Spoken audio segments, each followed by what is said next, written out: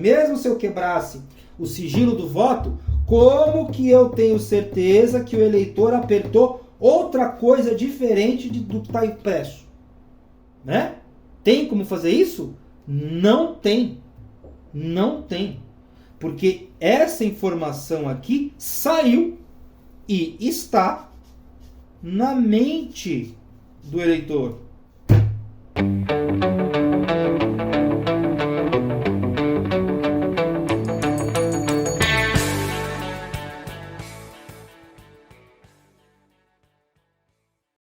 Saudações ensinantes, pessoa querida. Tudo bom com você? Eu espero que sim. Estamos aqui para mais uma app, né? Onde a gente pega aí uma situação da vida real, da vida prática e sistematiza e analisa de forma matemática e filosófica e não sei o que lá. E o assunto a ser abordado nesta app é justamente o voto impresso, né? E eu nem vou me alongar demais aí na escolha do nome. Eu já escolhi porque eu me preparei bem para esse vídeo, né, para essa app, e já escolhi o tema, né, o nome, e acho que você não tem como discordar, né? Então, vamos ao nome, que é muito legal, ó. Sistematizando o voto impresso, certo? Então eu vou lá, vou sistematizar o voto impresso. E como é que eu vou apresentar essa aula, estruturar essa aula? Primeiro a gente vai ver a situação problemática, né, qual é o problema a ser resolvido e qual é a solução proposta, que é justamente o voto impresso, mas que, né, fica aqui com a gente, né, vai ficar aqui comigo no caso, que você vai ver que não é tão simples voto impresso, né, a gente tem que tomar cuidado para não reificar essa palavrinha, né, no caso, essa expressão aqui, né, ou seja, ela é uma coisa em si, né.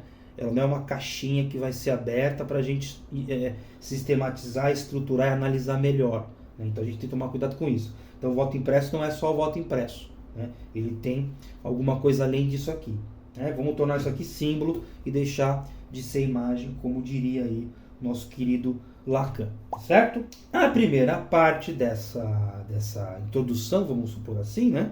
É justamente o processo atual, né? Como é que é o processo atual? Chega lá no domingo da eleição, pode ser no segundo turno ou mesmo no primeiro turno, né? Porque às vezes, aliás, contrário, né? Porque às vezes não tem o segundo turno, né? Mas você vai lá no processo atual, você pega o seu título de eleitor, porque no título eleitor tem a sua zona eleitoral e a sua seção eleitoral, né? Que é o prédio onde você vota e a sala do prédio onde você vota, né? Isso aqui é interessante, né? E mostra aí uma vantagem em relação a outros sistemas que não têm o título de eleitor, porque assim, ó, tendo o título de eleitor, existe a garantia de um máximo de eleitores naquela seção, né? Porque o prédio tem um monte de seções, né? O que importa é que naquela seção eleitoral tem um certo número de eleitores, que inclusive não ultrapassa 400, e não está a menos de 50, lá pelo artigo 117 do Código Eleitoral, né?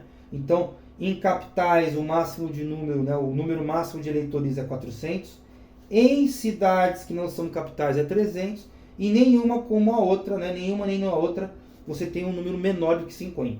Então, a gente tem aí esses valores de extremo, né?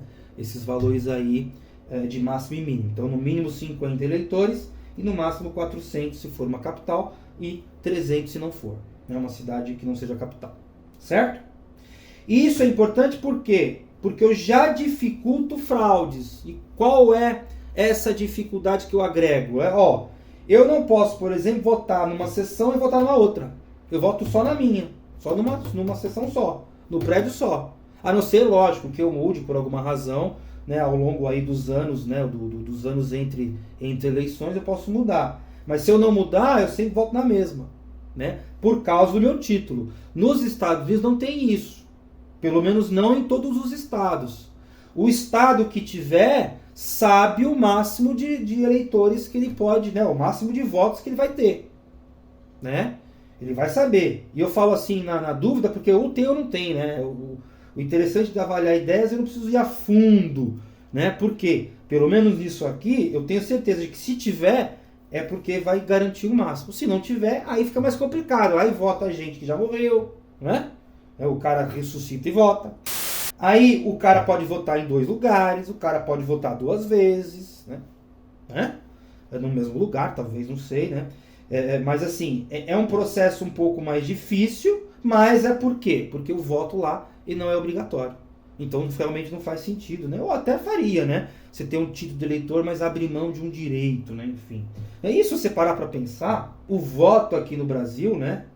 Mas bom, eu vou falar isso depois, né? Mas o voto aqui no Brasil não é bem um dever, né? Aliás, não é bem um direito, né? É um dever, né? Parece que não, mas é um dever. Mas eu não vou falar disso agora, tá? Senão a gente vai se dispersar demais. Então, ó, eu peguei o meu título no dia da eleição, relembrei, eu então aprendi de novo, né? A zona onde eu vou e a seção onde eu vou votar. Aí, chegando lá, o que eu encontro? Eu encontro os mesários. Aí eles vão me pedir um documento com foto. Não precisa ser o título, pode ser o RG ou então a carteira de motoristas. Né? Motorista só. Né? Aí eu vou lá e vou votar. Voto aonde? Na urna, né? Então eu voto na urna. Aí votando na urna, eu saio e ganho vamos aqui um CV, né? Um CDV. Pronto, comprovante de votação. O que tem nesse comprovante? Tem lá a minha zona eleitoral, tem a minha seção eleitoral, tem a minha inscrição, tem o meu nome, tem o ano da eleição e tem o turno que eu estou votando. Pronto, acabou. Aonde mora o problema do processo atual? Que o pessoal aí, né, os eleitores aí, né, boa parte dos eleitores do Bolsonaro, aqui vamos dar nome aos bois que não tem nenhum problema, né, quanto a isso. Aonde que eles estão duvidando? Justamente aqui, né? E a dúvida deles, né, que seria aqui o problema para nós atacarmos, né? O problema é o seguinte: como é que eu garanto que o voto que eu digitei é o voto que a urna computou? Como é que eu garanto isso aqui? Então, qual que é a minha dúvida? Qual que é o meu problema, né? Colocando aqui o meu problema na forma de uma pergunta, né? Ó, como garantir que as votações... Por que votações? Porque são vários candidatos, várias zonas eleitorais, várias urnas, etc. São confiáveis. Ou seja, como garantir que as votações são o que são, né? Ou são o que forem, ou forem o que deveriam ter sido. Né? Ou seja, se o candidato X, né, candidato X não vai, se o candidato B teve lá os seus X votos e o L teve os seus Y votos. Como é que eu garanto isso? A solução que eles deram, que eles demandam, né, é justamente o voto impresso. Então eu tenho alguma forma, né, tá aqui, né, o voto impresso. Então eu tenho alguma forma de impressão de voto que vai garantir vai garantir a confiabilidade das votações, né? Porque veja, vamos falar na próxima folha aqui, né? Mas as votações são parte do processo da eleição, né? São parte dos processos, são parte do processo maior que chama esse as votações fazem parte do processo eleitoral, não são o seu processo completo e como um todo. Então vamos para a próxima folha para ver melhor como que é essa solução e quais serão aí os tipos de solução, tá? Então vamos aqui esmiuçar a nossa solução, que é quem? Que é o voto impresso. Bom, aqui já começa uma espécie, né, de diferenciação, né? Por quê? Porque é muito fácil falar voto impresso, mas como que vai ser esse voto impresso, né? Como que eu vou apresentar, se eu vou levar para casa, se eu não vou levar para casa, etc, etc, né? Aí antes de esmiuçar as opções aqui que eu consegui angariar, eu faço parte de um grupo de WhatsApp chamado Filhos da Pátria. E eu tenho um costume, né, um tanto quanto curioso, né, eu devo acrescentar, mas é bom porque organiza as coisas, organiza pelo menos a minha agenda, né? Que é o quê? Eu coloco o nome da pessoa, né? A pessoa que eu tenho contato do celular, do WhatsApp, etc. Eu coloco o nome dela, vírgula, uma inicial, uma sigla. E Filhos da Pátria, a sigla é FDP, né? Tem aí uma piada pronta, né? Espero que você já tenha percebido, mas essa piada aqui já rendeu algumas risadas e alguns inconvenientes, né? Inclusive com a pessoa que me respondeu uma certa enquete que eu fiz, né? Uma enquete que eu fiz sobre esse voto impresso, né? Que ele é, né, uma demanda aí mais do pessoal da direita, o pessoal bolsonarista. Aí eu perguntei para ele assim, olha, no grupo, né? O grupo tem 30 pessoas, né? Tem eu e mais um que não são bolsonaristas, aí o resto é. Tem muita gente que não fala nada, né? Como é normal em grupo de WhatsApp. Mas dos que falam, a gente pode falar aí que pelo menos desses 31, né? Não dos que falam, mas desses 31, pelo menos uns 20 são com certeza bolsonaristas. E é uma demanda desse pessoal, né? Desse nicho aí. E aí eu perguntei no grupo, falei assim, gente, eu vou fazer um vídeo no meu canal, o pessoal sabe que eu tenho esse canal.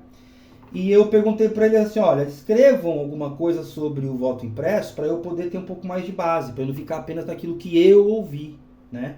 E aí só um respondeu, que foi justamente um que uma vez viu, né, que eu coloquei lá, o nome dele é Ribeiro, né? Eu coloquei lá Ribeiro FDP. Ele, pô, meu, que negócio é esse? Você quer respeito? Eu falei, meu, filhos da pátria. Filhos da pátria. Mas, claro, é brincadeira, é uma piada pronta, tudo, mas o que importa é que ele respondeu, né? E uma resposta dele me surpreendeu. Duas eu já conhecia, mas uma delas me surpreendeu. E qual delas que me surpreendeu? É a terceira que eu vou colocar aqui, né? Mas primeiro, vamos à primeira e à segunda. Qual que é a primeira, né? Qual é o primeiro tipo de voto impresso? O primeiro tipo de voto impresso é aquele que vai ser depositado em urna paralela. Então, eu digito lá o meu voto, né? Aperto confirma, sai a impressão, e essa impressão cai numa urna paralela, uma urna física, né? Para receber o papel, e os votos ficam ali guardadinhos. Caso eu precise de uma recontagem, é só acessar esses votos, né? Muito interessante. Essa é uma das possibilidades. A segunda possibilidade é ao portador. O que significa essa ideia de ser um voto impresso ao portador? É o voto que você leva para casa, né? Como assim? Eu levo o voto para casa, como se fosse aquele meu comprovante de votação, mas agora é um comprovante do próprio voto. Então, tem lá um voto, tem lá um papelzinho com os meus votos para os meus candidatos, para eventualmente eu precisar aí, né, de uma recontagem, de uma reavaliação, eu disponibilizo esse papelzinho e a recontagem é feita, tá? E uma terceira opção, que é a opção de ambos os casos, que foi essa que esse meu conhecido falou, né? Esse meu colega de grupo falou. Junta essa com essa. Legal, bacana, né? São 3 situações, não apenas 2, né? Aí, o próximo passo para nós aqui, que é até o objetivo principal dessa parte da aula, né? Dessa parte do vídeo, melhor dizendo, é justamente o quê? Né? É justamente evidenciar o seguinte, que uma eleição, ela não é apenas a votação. Então, ela é, como eu gosto de pensar, né? Ela é um sistema de sistemas que, por sua vez, estão sistematizados. Ela é um sistema de sistemas sistematizados. O que eu quero dizer com isso? Olha, são muitas as suas partes, né? As partes de uma eleição são muitas e múltiplas, né? Algumas redundantes ou não, né? Ou algumas não, etc. Então, eu tenho que entender o seguinte, olha, eu tenho, por exemplo, um sistema 1, aí eu tenho um sistema 2, aí eu tenho um sistema 3, aí eu tenho a votação, que é nesse sistema que está a questão aí do voto impresso. Aí tem um sistema, vamos deixar isso como quarto, um sistema quinto, né, um sistema 5. Aí temos um sistema 6, né, até, por exemplo, a divulgação. Aí tem armazenamento posterior, né, ou seja, além da divulgação, eu posso pôr um monte de pontinhos e colocar aqui, por exemplo, o último sistema. Então, ela é um sistema de sistemas sistematizados. Porque cada um desses S aqui eles são um sistema à parte que tem que, obviamente, estar conversando com os demais. E aqui é uma coisa muito interessante, porque, né? Mesmo se eu aceitar, eu não, né? Mas mesmo se, por exemplo, né, o TSE aceitar alguma modificação dessas, né, essa ou uma que é a dupla das duas, né, das duas anteriores, eu ainda assim posso pensar o seguinte, mas a votação ainda não está como eu gostaria que estivesse. Ela ainda, no meu entender, não garante a lisura da democracia, das eleições, da votação, etc, etc. Porque quem faz a divulgação, por exemplo? Todos esses sistemas são feitos pelas mesmas pessoas que, de certa forma, são acusadas aí, né? De certa forma não, né? São acusadas de terem fraudado as eleições, por exemplo, de 2018, né? Na qual lá o candidato Bolsonaro disse que ganhou no primeiro turno. Só que como houve fraude, ele ganhou só no segundo. E é interessante isso, né? Ele é tão mito, ele é tão, foi tão impactante o seu mergulho, né, na candidatura à presidência, que mesmo com fraude ele ganhou no segundo turno. Mesmo a fraude não foi capaz de o impedir de tomar aí o poder, né? Tomar não, né? De atingir o poder. Então, isso aqui é muito curioso, por quê? Né? E também por que eu estou falando isso, né? Além de desmiuçar melhor as soluções possíveis. Eu estou dizendo isso aqui porque este voto impresso, ele é, aos olhos da psicanálise, principalmente na sua vertente lacaniana, né, nosso querido Lacan, o voto impresso é uma demanda. E psicanalista nenhum tem que responder demanda. Sabe por que não tem que responder demanda? Porque quando eu respondo a demanda da votação e implemento o voto impresso, quem me garante que o próximo passo é questionar a divulgação? Ou mesmo o S3, ou o S2, ou o S1, ou qualquer outra coisa, né? Ou qualquer outro S aqui. Ninguém garante, né? Ninguém garante. E aí fica uma coisa um pouco complicada, né? Porque eu vou lá, faço uma implementação, essa parcela da população não aceita, aí eu vou lá, faço uma outra implementação, por exemplo, no sistema aqui de divulgação, aí não se aceita, e aí eu chego aí a uma impossibilidade prática, né? Eu travo o processo, ou então deixo o processo tão enrijecido, né? Com a desculpa de proteção e etc, de lisura, de proteção à democracia e tudo mais, que querendo ou não, pelo menos esse meu colega, ele foi honesto, falou assim, olha, a implementação eu não sei dizer como seria, porque eu não entendo disso, mas eu gostaria muito de uma coisa que fosse, que garantisse, né, a confiabilidade, que garantisse a lisura das votações, das eleições. Mas isso é muito perigoso, por quê? Porque é uma postura, né, é uma sugestão, melhor dizendo, postura também, né, mas é mais focada na sugestão, é muito genérica. O que é defender a democracia? Tem um leque de opções que você pode colocar como sendo defesa da democracia. É que nem aquele chefe seu que pede assim, olha, eu queria um copo. Aí você vai lá, né, traz um... Não, melhor assim, ó. Não, eu quero uma caneta uma caneta de ponta grossa. Aí você vai lá, traz a caneta de ponta grossa. Pô, mas você trouxe preta? Trouxe preta. Puxa, mas então não é preta não. Traz a vermelha. Aí você vai lá, traz uma vermelha. Aí você fala, puxa, mas a vermelha não serve porque eu quero, né? E outra coisa, né? Essa ponta aqui é muito grossa. Você não tem uma outra caneta aí? Não, eu tenho. Então traz vermelha mais fina. Aí você vai lá, traz uma vermelha mais fina. Putz, mas você trouxe ela com o corpo... Ou seja, né? Eu vou... Cada vez que eu recebo aquilo que eu demandei, eu passo a demandar uma outra coisa, né? Porque não é isso. Tem até uma frase famosa do Lacan, né? Que ele fala assim, ó, peço que me recuses o que eu te ofereço, porque não é isso. Então, ó, não é isso. Né? Se não me engano é essa frase, né? Não é isso. Eu peço que você recuse aquilo que eu te ofereço, porque não é isso. No caso aqui, estou oferecendo, né?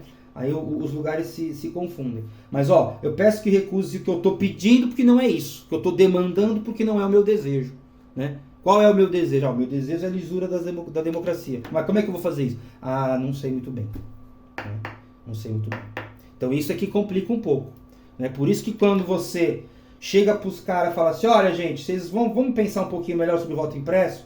Me digam aí vocês como é que seria, né, essa implementação, como é que seria essa modificação, né, essa garantia da confiabilidade, etc.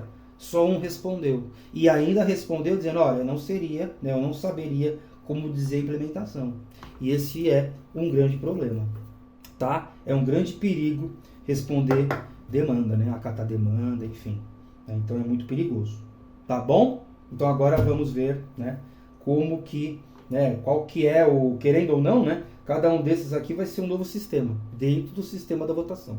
Então, realmente uma eleição é um sistema de sistemas sistematizados. Mas vamos para a próxima folha aí, que é a explicação aí do voto impresso depositado em urna paralela. Beleza? Vamos avaliar quem? O voto impresso depositado em urna paralela. Vamos lá ver como é que ficaria, né? Como seria essa modalidade de voto impresso. Então, eu chego lá para votar, eu tenho a urna eletrônica. Aí escolhi meu candidato, o candidato vai, como eu falei desde o começo, né? Eu, obviamente, não vou votar no Bolsonaro, né? Mas eu vou votar no Lula, porque eu quero, né, tirar o Bolsonaro e eu sei que para liquidar aí as eleições o mais rápido possível, tem que votar no Lula. Não morro de amores por ele, não sou lulista, mas vou votar nele para tirar o Bolsonaro ou para impedir, né? Bom, na verdade para tirar, né? Para que o Bolsonaro não se reeleja. Aí eu escolho o candidato Lula lá, aperto, confirma, e aí tem uma impressão nessa urna paralela aí. Eu vejo lá, deu L. Legal. Então, essa situação qual que é? É boa. Esse voto caiu numa urna, né, um papel, caiu numa urna, eu saio dali feliz e contente. Legal. Votei no cara, tal. Tá tudo certo. E aí eu fico feliz e contente. Aí, vai lá alguém, né, algum bolsonarista, obviamente aperta, né, escolhe lá o número 17, vota lá no mito. Aí, ao invés do B, aparece o L. Aí não pode. Inclusive, também não pode o contrário, né? Não posso apertar L e aparecer B, né? Não posso acontecer, não posso fazer isso. Não vou precisar, né? Não vou colocar isso aqui para a gente economizar folha e economizar tempo. Mas é claro que o inverso também seria problemático. Aí, qual que é a situação a ser enfrentada, né? Qual que é a situação a ser enfrentada? Como que o cara vai provar que ele apertou o candidato, né, o número do Bolsonaro? É uma boa pergunta, hein? Por quê? Essa informação apareceu na tela da urna eletrônica. Ela só pode ser impressa quando ele apertou confirma. Concorda comigo? Porque enquanto eu não apertei o botão confirma, ele não pode imprimir, né? A impressora não pode imprimir. Por que não? Não faz sentido nenhum, né? Então a impressão só se dá depois de eu apertar o voto, né? Depois de eu apertar a confirma, né? O botão confirma. Só que aí também tem uma outra coisa interessante, antes mesmo da gente continuar nessa análise aqui. Como que eu faço a impressão desse voto depositado em urna paralela? Eu vou imprimir cargo a cargo, ou seja, eu escolho o deputado ou a deputada, aperto confirma, ele imprime um papelzinho avulso. Aí eu vou, né, deputado federal, perdão, né? Então, deputado federal ou deputada federal e aparece uma impressão. Aí eu vou pro estadual ou distrital, aparece outra. Aí eu vou pro senador, vou pro governador, vou pro presidente. Então eu tenho 5 impressões, né? Cada vez que eu aperto confirma. Ou eu faço uma impressão unificada ao fim do processo. Como é que eu faria isso aqui? Como é que eu faria isso? Cargo a cargo ou unificada, né? Voto a voto ou uma unificada? Quem já viu impressora sabe que quanto mais você usar, mais chance ela tem de dar pau, né? Porque ela funciona na hora que ela quer, ela acaba a tinta. Aqui no caso, obviamente, seria uma impressão térmica, porque pode acabar a tinta no meio do caminho, pode entupir e não imprimir direito. Então põe um monte de problemas atrelados a uma impressora térmica. Vai ter no mercado a melhor delas, mas ainda a melhor delas pode ser insuficiente ou pode não ser o suficiente. Então eu tenho que saber, porque é um aparelho, né? Tem um motorzinho, tem a faca que vai cortar o papel para não emendar tudo. Ou também seria uma ótima pergunta, né? como que eu corto os votos? Eleitor a eleitor? Ou eleição, né? Ou então o processo como um todo, né? Provavelmente aí no caso é eleitor a eleitor, né? Seria mais inteligente. Mas, voltando aqui ao início da reflexão, como que eu garanto que eu apertei B mesmo e não L só para sacanear apareceu o L ali, né? Ou seja, quem garante que eu, eleitor, apertei Bolsonaro e aí aconteceu de aparecer L aqui, né? Logicamente que são os números envolvidos e tal, né? Acho que é 13 e 17, né? Uma coisa assim, né? São números primos aí na eleição, né? Então, como que eu garanto que eu apertei realmente o número do Bolsonaro e não apertei o do Lula só para sacanear? Porque isso aqui todo mundo vai ver, né? Por que todo mundo vai ver? Porque eu posso resgatar essa informação, tá? Na hora eu abro a urna, pego o papelzinho. Agora, como que eu sei que aquele papelzinho é meu? Sem quebrar o sigilo? Também tem isso. Esses votos não podem ter assinatura. Se eles tiverem assinatura, eu perdi o sigilo, né? Se tiver sessão eleitoral, se tiver tudo aquilo que aquele comprovante tem e o meu nome ou o meu título de eleitor, eu perdi o sigilo do voto. Não é isso? Ou não? Acho que sim. Mesmo eu levando para casa, que é o próximo caso. Mas não é um problema isso aqui? Eu perdi ou não perdi o sigilo? Eu acho que sim. Então alguém vai pegar aquela informação até que ela seja destruída, né? E vai saber em quem cada um votou. Isso não é legal. Isso não é legal. Mesmo se der tudo certo, né? Mesmo se eu não precisar resgatar a urna. Só apenas contar. Se eu tiver mal intencionado e quiser saber quem votou em quem, eu vou ter essa informação. Então não pode ter. Se não pode ter, mas ainda assim, né? Mesmo se tivesse o título de eleitor, ou seja, mesmo se eu quebrasse o sigilo do voto, como que eu tenho certeza que o eleitor apertou outra coisa diferente do que está impresso? Né? Tem como fazer isso? Não tem. Não tem. Porque essa informação aqui saiu e está na mente do eleitor. Na mente do eleitor. E não em outro lugar. E se eu quiser mentir, eu minto. Não, mas eu apertei Bolsonaro e saiu Lula. Por que você faria isso? Como eu sei que o Bolsonaro vai perder, ou pelo menos, né, eu posso apostar que o Bolsonaro vai perder, eu vou lá, aperto o Lula, sai o Lula, falo, é fraude. Pronto, acabou. Olha que legal. Aí eu vou fazer recontagem. Aí se eu não for o último da sessão eleitoral, como é que eu resgato todo mundo? Porque vamos anular a votação. Quer dizer, então, que todos os votos de todas as pessoas que são aí, né, de 300 pessoas, 200 pessoas em média, né, vamos pegar uma média aí de 200 eleitores por sessão. Quer dizer, então, que eu jogo todos aqueles votos fora? É uma decisão complicada, hein? E ainda assim eu não garanto que o cara votou no candidato que ele diz ter votado, né? Que pode ser diferente daquele que está impresso no papel. Se eu puder resgatar o voto dele.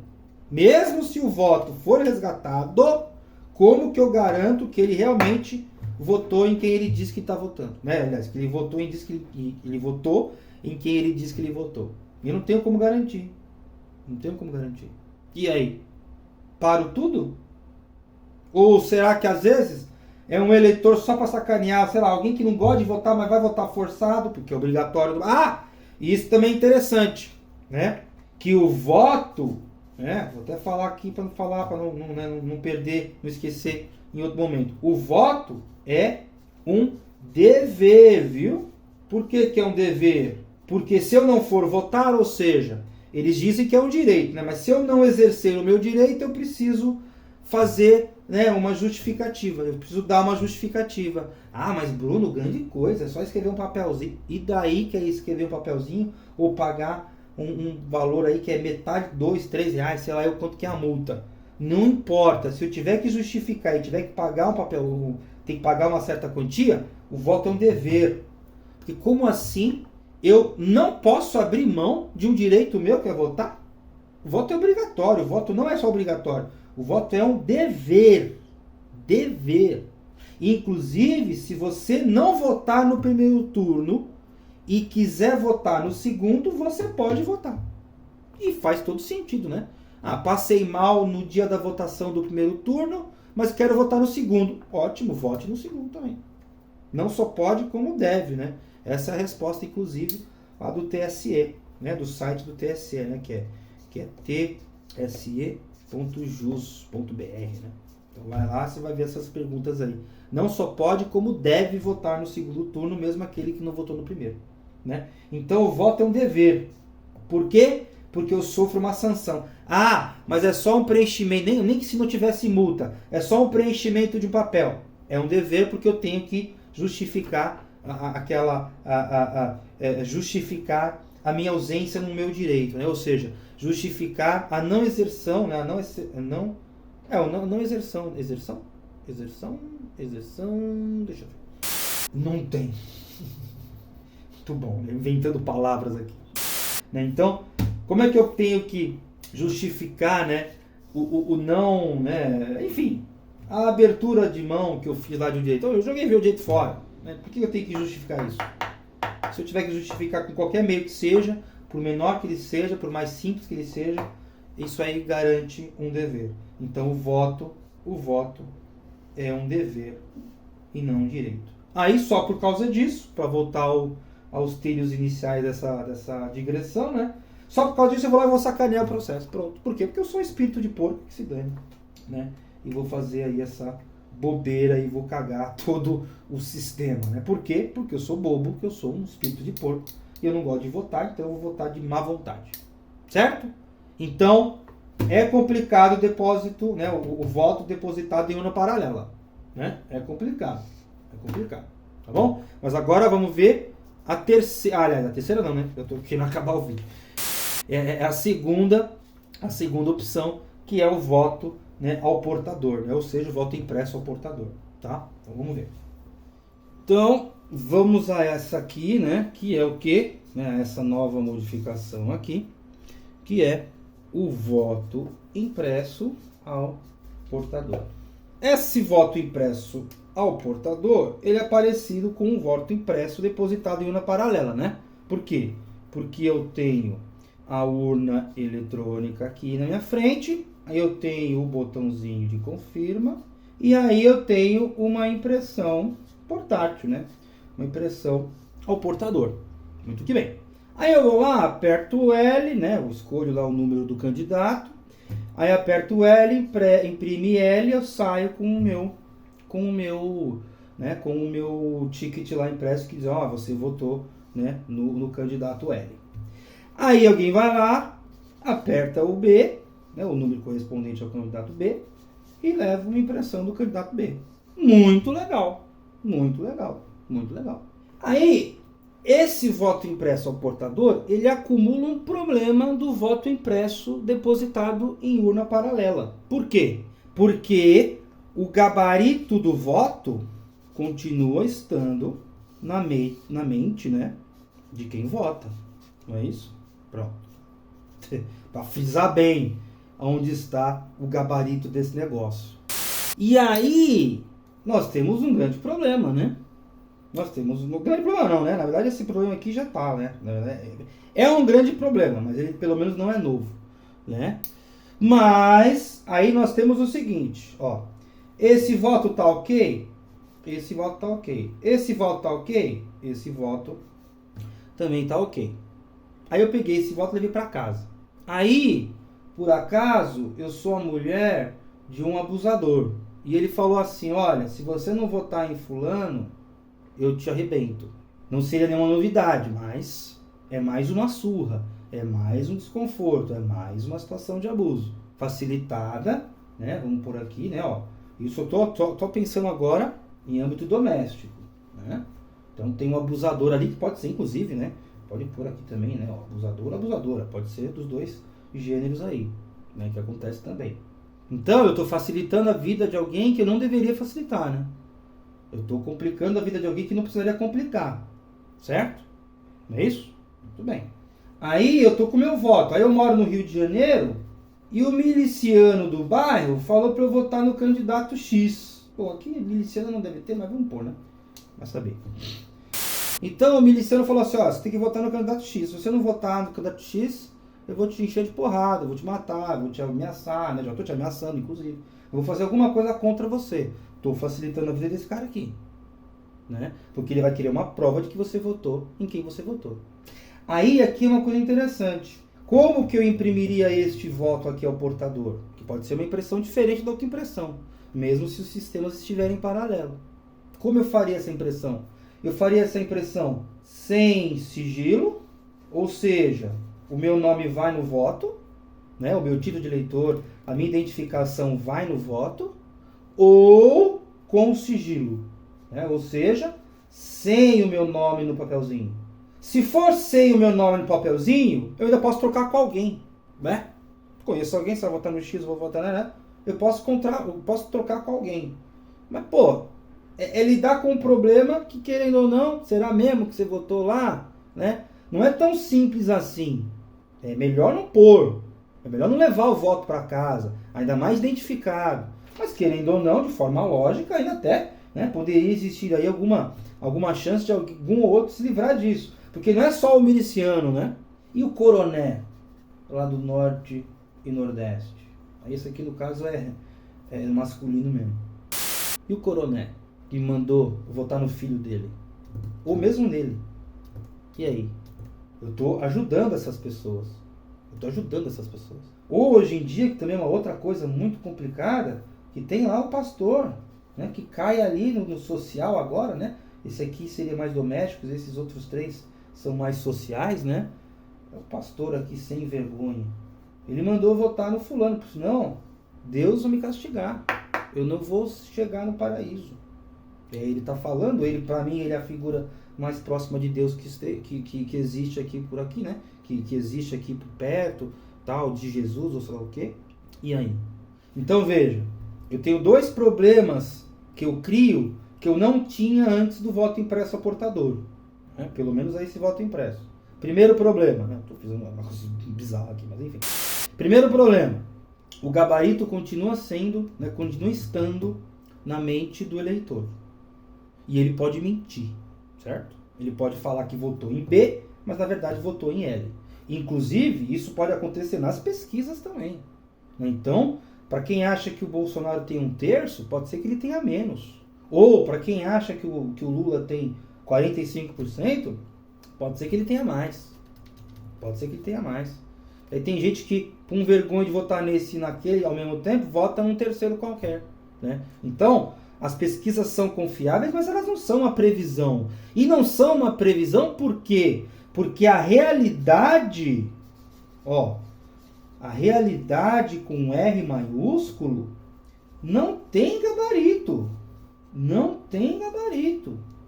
A realidade não tem gabarito. E um voto faz parte da realidade subjetiva de alguém, que não tem gabarito. A pessoa mesmo pode esquecer. Acontece alguma coisa, algum choque na cabeça, algum remédio, encheu a cara depois, esqueceu em quem votou, então passou-se muito tempo, né? Imagina, você se lembra de qual foi o deputado que você votou em 2010, ou 2008, ou 2012, ou sei lá? Se é que você votava, eu, por exemplo, não votava, se não me engano, né? Não votava?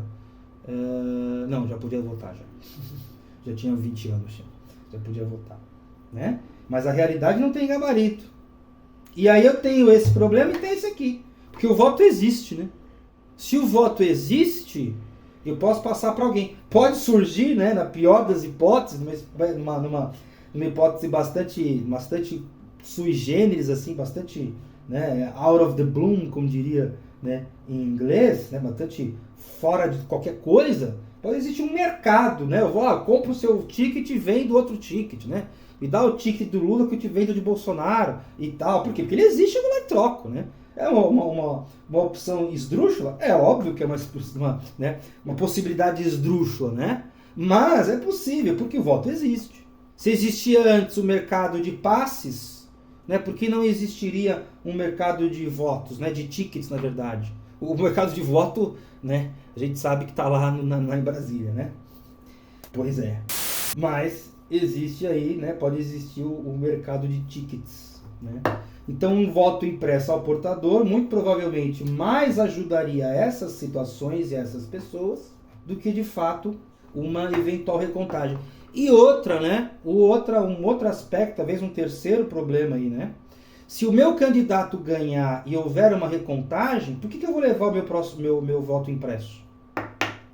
Por mais que eu queira uma democracia, né, uma eleição lisa, honesta, sem fraudes, se o meu candidato ganhar e o outro candidato pedir, né, e um outro candidato pedir a recontagem, por que eu vou ajudar a mudar as eleições que eu gostei do resultado?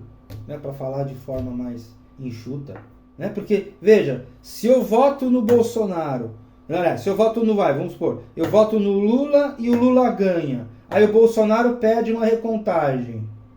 Por que eu vou ajudar essa recontagem? Eu quero que o Bolsonaro se lasque. Eu quero ele fora da presidência. Assim como aconteceu o contrário, você vota no Bolsonaro, o Bolsonaro ganha, o Lula vai lá e vai pedir uma recontagem de votos. Eu vou levar meu ticket lá dizendo que eu votei no Bolsonaro para ajudar o Lula? Não.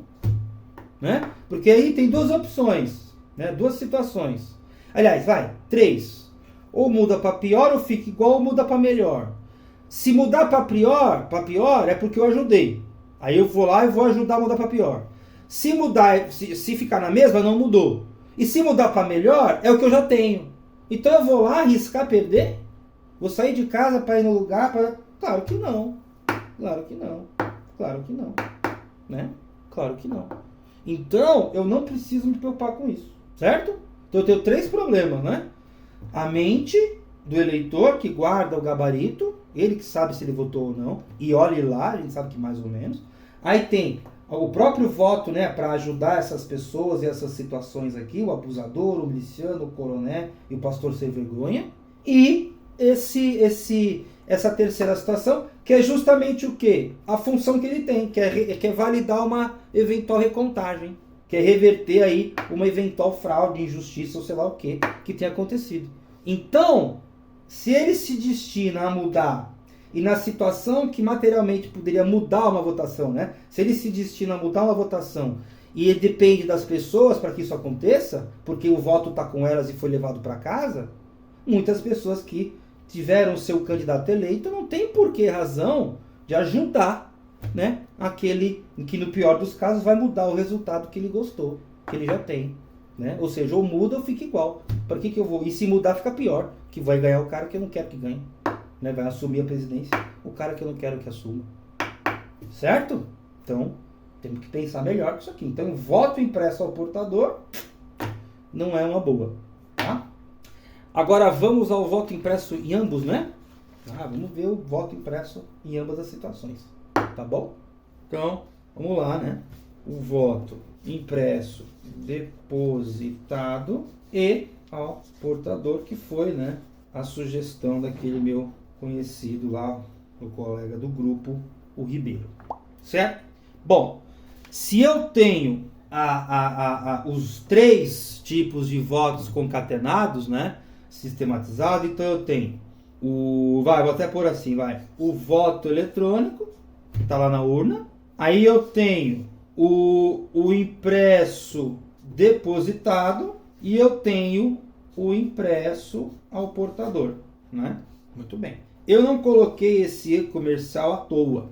Por que eu coloquei esse E comercial? É porque de fato é um E, é a lógica E. É uma coisa e a outra, né? Então, se eu, por exemplo, votei no Lula no voto eletrônico, e aí o papel impresso foi o do Lula, e o papel impresso que eu levo, né, o papel impresso depositado, e o papel impresso que eu levo para casa, foram os três no Lula, legal.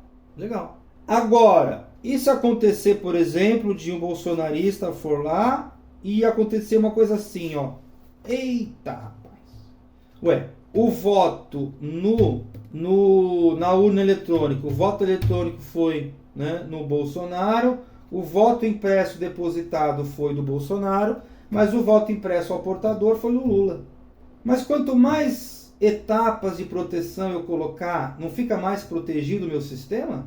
Olha, pode até ficar mais protegido, mas aí ele vai perder em eficácia, né? Porque agora são Com exceção desses primeiros votos, que são os eletrônicos, porque são esses que são os digitados, né? Então eu digito esse ou digito esse, eu posso ter aqui 8 possibilidades, né? Porque eu posso ter, por exemplo, né? Ó, vamos lá. Lula, Lula, Lula. Ou então Lula, Bolsonaro, Lula. Entendeu? Eu vou piorando cada vez mais as possibilidades, né? E funciona, obviamente, para X e Y, é claro. Então, é um engano achar que, vamos supor que eu tenho aqui, né, ó, 99%,99%, vou colocar assim, que é muito próximo de 1, nesse sistema, a confiabilidade dele. Aí nesse aqui também é esses 5 noves. E nesse aqui também, 5 noves. Se eu sistematizar todo mundo, né, aliás, não é sistematizar, né? Vou até aproveitar aqui o coisa que eu coloquei, né, o símbolo que eu coloquei, o e-comercial. O e-comercial significa vezes na lógica da matemática, né? Então é isso aqui, vezes isso, vezes isso. Isso aqui não aumenta para 1, diminui para 1, né? Ou seja, essa conta não vai ficar mais próximo de 1. Quanto mais sistemas muito confiáveis aqui com 5 noves, né? Isso aqui significa, né, ó, 99,999%. Então, quanto mais 99,999% eu colocar nessa lógica E, pior fica a conta, né? Pior fica o resultado final. Por exemplo, nesses 3 aqui, se eu multiplicá-los todos entre si, eu vou ter o quê? Para falar em termos de porcentagem, né? 9,997%. Diminuiu.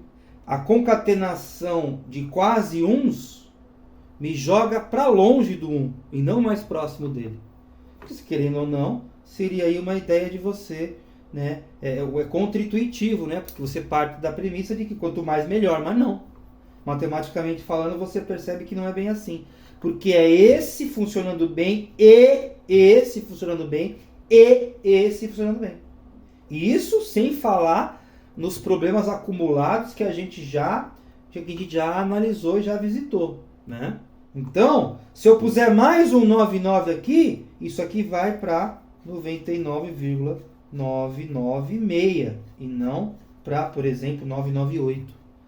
Né? Então, isso aqui diminui a possibilidade geral, por mais que você aumente as unidades, né? Ou seja, por mais que você aumente as unitárias. A confiabilidade geral, ela diminui ao invés de aumentar. Então eu tenho que chegar, né? Eu tenho que parar uma hora. Tem que chegar uma hora onde eu tenho que parar. Senão eu vou perder confiabilidade, né? Então o próprio Bolsonaro fez um exemplo interessante, né? Em algum lugar lá. Não é melhor colocar, por exemplo, 5 fechaduras ao invés de 2? Não. Não. Sabe por que não? Até que seria até um outro aspecto dessa análise. Com 5 fechaduras, eu demoro, por exemplo... Aliás, vou melhorar. Com 2 fechaduras, eu demoro T para abri-las. Né? Eu demoro, sei lá, 50 segundos para abrir as duas. Pegar a chave, né? Pegar o chaveiro, selecionar a chave correta, colocar, abrir. 2 fechaduras, demorei 50 segundos. Com 5 fechaduras, eu aumentei isso para, por exemplo, eu vou dobrar, vou colocar aqui, né? Sei lá, 100 segundos. Mas, poxa, eu tenho tempo. Só que aqui você fica 50 segundos exposto lá no portão, abrindo, né? As fechaduras, os cadeados, ou sei lá o que. Aqui você ficou 100, você ficou o dobro de tempo. Ou que tenha sido 80, 80 segundos. Qualquer acréscimo de tempo aqui começa a deixar você muito mais exposto a eventuais ataques, eventuais assaltos. Então é interessante você abrir, entrar logo em casa, fechar e entrar mesmo. Ou então, né, ter um portão automático, mas aí é uma outra questão, né? Aí cai nisso aqui, porque o portão tem que funcionar, o sensor tem que funcionar, aí cada um tem 0,90, então a cada 1000 aberturas, que é um valor, aí vai 365 dias por ano, você abre, sei lá, 3 por dia, dá dá 21 por semana, vai que seja 15 por semana, né? Então, 15 por semana, 52 semanas por ano, vai dar 450, vai, em 2 anos você deu 1.000 acionamentos, né? 2 ou 3, você já perdeu, você já ficou, já quebrou, já deu dor de cabeça, travou, sei lá o que, demorou mais que o ideal. Por quê? Porque, né, quanto mais eventos, mais erros vão acontecendo. A tendência é que mais erros aconteçam.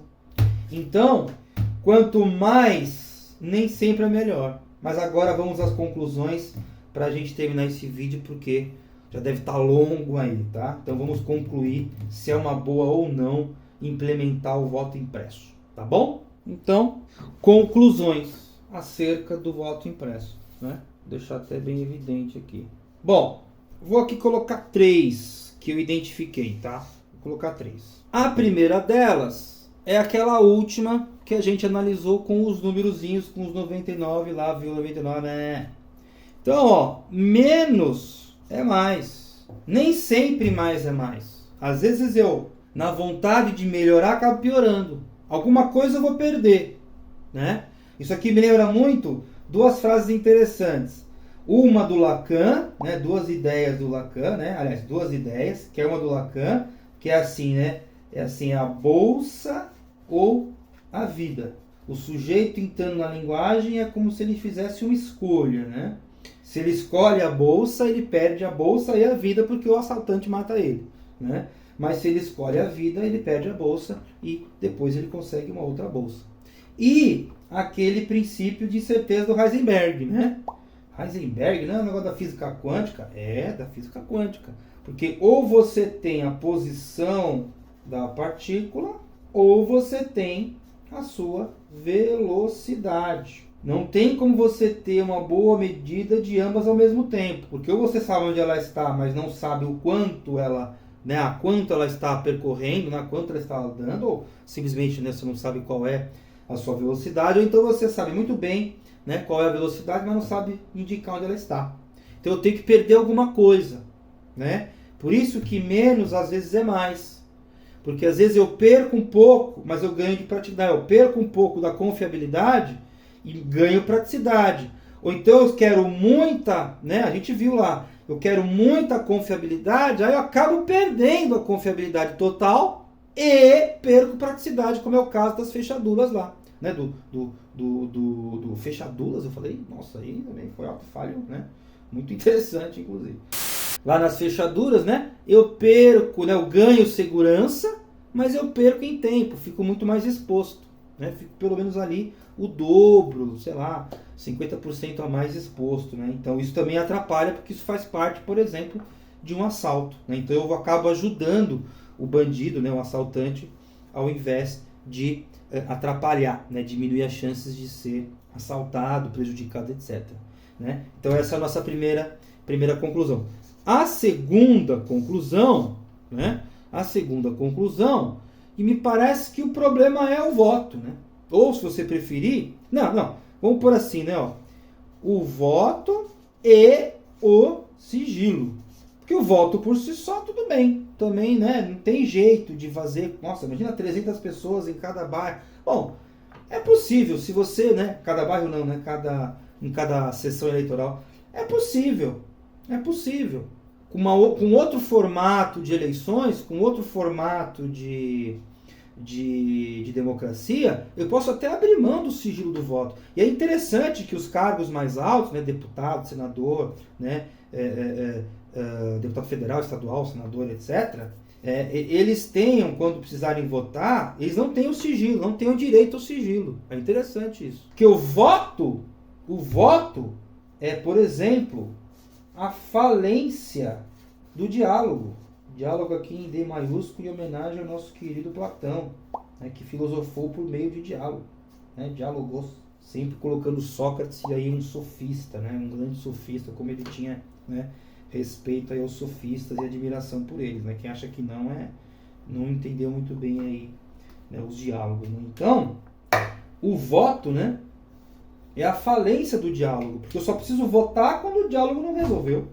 Ah, não entendi muito bem. Pensa lá num grupo de amigos decidindo o almoço. Um vai pedir esfirra, né? Um vai querer esfirra, outro vai sugerir McDonald's, outro vai sugerir prato feito, ou então um vai dizer o restaurante A, o outro B, o outro C, né? Se todo mundo quiser comer junto, alguma parte vai ter que ceder. Se não quiser, tudo bem, cada um come o seu. Mas eles podem, por exemplo, decidir, ainda querendo, né, comer todo mundo junto, eles decidirem votar. Mas aí, no caso, o voto não vai ser sigiloso, né? Então veja que o voto já é problemático. E o sigilo é mais problemático ainda. Porque se eu tiver que manter o sigilo, aí eu tenho que eu perco possibilidades, né? Eu perco possibilidades aí se o voto for sigiloso. E a nossa terceira conclusão é que, né, é aquela frase que eu escrevi lá em alguma das folhas passadas, né? O gabarito da realidade, por exemplo, não existe. Não existe. O gabarito está na cabeça das pessoas e, querendo ou não, elas podem se recusar a fornecer para a gente os gabaritos. Quem você votou? Eu vou lá e minto. Pronto, só para sacanear. Por quê? Porque eu sou um ser humano e os seres humanos fazem isso, né? Sacaneiam uns aos outros de vez em quando. Não sempre, mas de vez em quando. Certo? Pelos motivos mais esdrúxulos e mais aterradores que possam existir, né? Os motivos não faltam. Então, o gabarito da realidade não existe. Então, se sair a eleição, o candidato L ao invés do candidato B ganhou, é o candidato L que ganhou e acabou, não tem o que dizer. Mas eu vi números, eu vi multidões, o problema é seu se você viu tudo isso, né? Você viu também o sol se mexer, mas na verdade é a terra que se mexe.